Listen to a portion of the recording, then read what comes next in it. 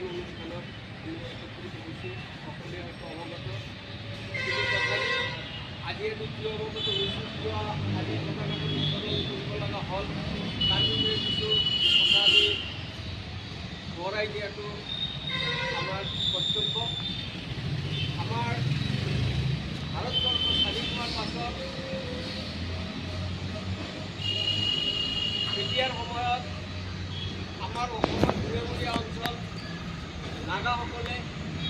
আমাৰ অসমৰ হিমালয়ীয়া অঞ্চলৰ গাঁওবিলাকত সোমাই যধে মধে তেওঁলোকৰ সম্পত্তি সা সম্পত্তি বিনষ্ট কৰাৰ লগতে মূল্যৱান বস্তু তেওঁলোকে চুৰি কৰি লৈ যোৱা আদি কৰি বিভিন্ন ধৰণৰ অন্যায় উৎপীড়ন আৰম্ভ কৰিছিল। সেই উৎপীড়নৰ কথা সহ্য কৰিব নোৱাৰি তেতিয়াৰে আমাৰ অসমৰে বহু সন্তান হৰিনাৰায়ণ বৰুৱাদেৱে তেওঁ এটা মহান উপলব্ধি লৈ মহান চিন্তা আগত ৰাখি তেতিয়া তেওঁ গাঁৱৰ মানুহ ৰাইজক একলগ কৰি গাঁৱে ৰাতি ৰাতি পহৰা দিয়াৰ ব্যৱস্থা কৰিছিল আৰু যাৰ প্ৰতিফলত এই গাঁওখনত নাগা আগ্ৰাসনে ৰাতি বোমাব নোৱাৰা হৈছিল আৰু সা সম্পত্তিবিলাক ৰক্ষা কৰিবলৈ সক্ষম হৈছিল। সেইকাৰণে সেই হৰিনাৰায়ণ বৰুৱাদেৱৰ প্ৰতিষ্ঠাৰ ফলত তাৰে ওচৰে পাঁজৰে বিভিন্ন অঞ্চলত সেইখন ৰাতি পহৰা দিয়াৰ কাৰ্য সম্প্ৰসাৰিত হৈছিল আৰু তাৰপিছত যাই 1950 চনত আমাৰ হৰিনাৰায়ণ বৰুৱাদেৱে অসম বিধানসভা মজিয়ালৈ MLA হৈ নিৰ্বাচিত হৈ আহিছিল আৰু বলিষ্ঠ কণ্ঠেৰে আমাৰ অসমৰ সংসদত বিধানসভাত এই গাঁওৰক্ষী বাহিনীটো ৰেজিষ্টাৰ বা পঞ্জীয়নভুক্ত কৰিব লাগে বুলি তেওঁ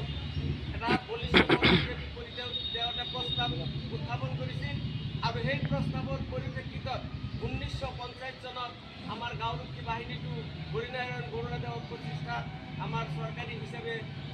পঞ্জীয়নভুক্ত হয় আৰু তাৰে পাছৰ পৰাই অসমৰ বিভিন্ন গাঁৱে এইখন সংগঠন প্ৰতিষ্ঠা কৰাৰ কাৰণে প্ৰতিখন থানা প্ৰতিখন SP অফিচ বা থানাৰ ভাৰপ্ৰাপ্ত বিষয়াসকলক নিৰ্দেশ দিছিল আৰু সেই নিৰ্দেশ কৰ্মে অসমৰ বিভিন্ন গাঁও এলেকাত আমাৰ এই গাঁওৰক্ষী বাহিনী প্ৰতিষ্ঠা হ'বলৈ সক্ষম হৈছে। সেই হিচাপে মই হৰিনাৰায়ণ বৰুৱাদেৱক মই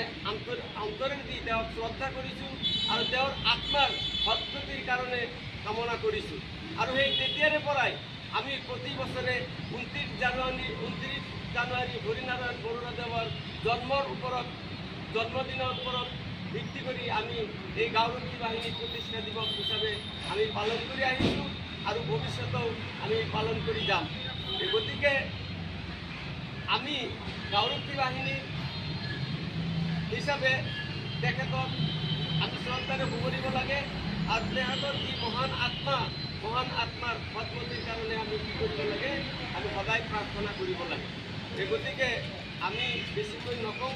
আমাৰ সেই মহান উদ্দেশ্য আগত ৰাখি তেওঁৰ আত্মাৰ সদ্গতিৰ প্ৰতি একবাৰ মনোবলটো আমাৰ মনটো তেওঁৰ আত্মাৰ প্ৰতি মানে শান্তিৰ কামনা কৰাৰ কাৰণে আমি প্ৰতি বছৰে এই 29 জানুৱাৰী তেখেতৰ জন্মদিৱস উপলক্ষে আমি কি কৰোঁ, গাঁওৰক্ষী প্ৰতিষ্ঠা দিৱস হিচাপে পালন কৰি আহিছোঁ। গতিকে মই বেছি নকওঁ, এইখিনি কৈ মই